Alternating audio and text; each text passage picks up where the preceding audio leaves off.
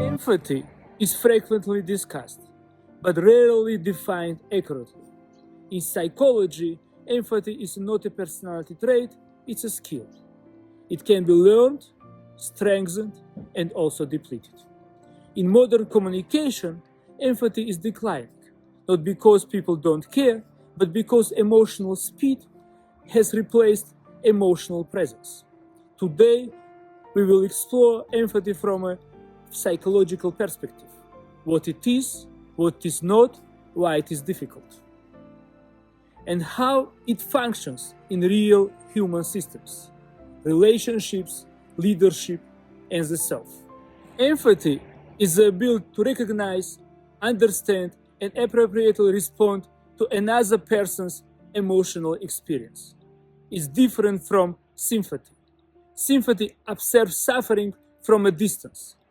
Empathy enters the emotional space without taking control of it. Importantly, empathy doesn't mean emotional agreement. You can fully empathize with someone while disagreeing with their choice or perspective. From psychological standpoint, empathy requires emotional regulation, attention, and humility.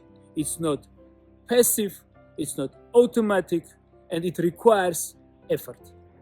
Cognitive empathy refers to understanding what another person is feeling and why they might be feeling it. This form of empathy relies on perspective taking and on mental flexibility. It's commonly used in negotiation, leadership, and conflict resolutions. However, cognitive empathy without emotional presence can feel cold or manipulative. Emotional empathy involves resonating with another person's emotional state. You feel with them. But without boundaries, it can lead to exhaustion and burnout. Many highly sensitive individuals struggle here, not because of they lack empathy, but because they lack of emotional containment. Compassionate empathy integrates understanding, emotional resonance, and intentional actions. It allows a person to remain emotionally present without becoming overwhelmed. Psychologically, this is the most sustainable and mature form of empathy. Empathy is difficult because it activates vulnerability. When we witness emotional pain, our nervous systems shifts into discomfort or threat response. To escape the discomfort, we may give advice too quickly, minimize emotions, or redirect the conversation. These behaviors are not lack of care, they are attempts to regain emotional control. True empathy requires tolerance for emotional uncertainty. It requires staying present even where there is nothing to fix. Empathy creates emotional safety. When people feel understood, defensiveness decreases, and communication becomes more honest. Validation doesn't reinforce negative emotions, it allows them to move through the system.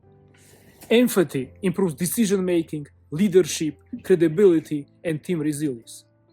Employees who feel recognized show higher engagement and low burnout. Empathy doesn't weaken authority, it stabilizes it. Self-empathy is the foundation of emotional intelligence. Without it, people become self-critical, emotionally avoidant, or dependent on external validation. Self-empathy involves recognizing one's own emotional states without judgment or urgency to suppress them.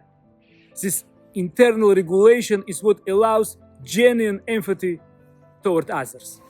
Empathy is not emotional excess, it's psychological precision. It regulates nervous systems, strengthens relationships, and creates trust where control cannot. Empathy doesn't remove pain, but it changes how pain is carried, and that changes everything.